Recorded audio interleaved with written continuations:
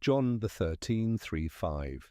Jesus, knowing that the Father had given all things into his hands, and that he was come from God, and went to God, prick he riseth from supper, and laid aside his garments, and took a towel, and girded himself.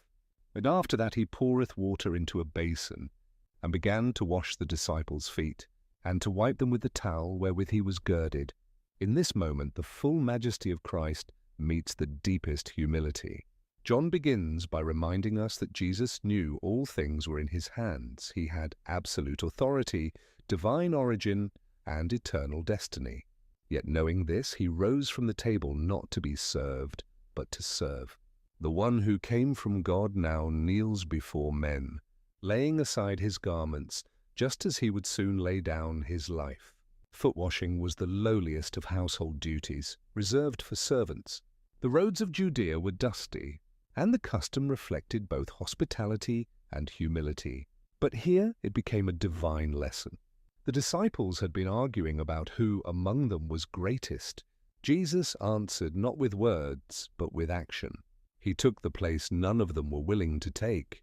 Every motion, pouring the water, washing the feet, wiping them with the towel, was a living parable of cleansing and grace.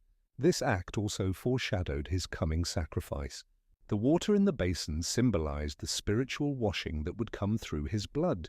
Just as he cleansed their feet, so he would cleanse their hearts.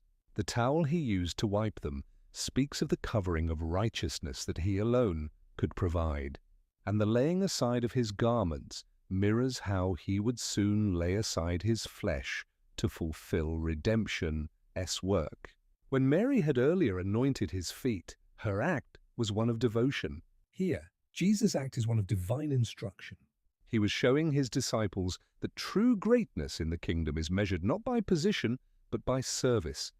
The eternal King stooped lower than any man, setting the pattern for all who would follow him.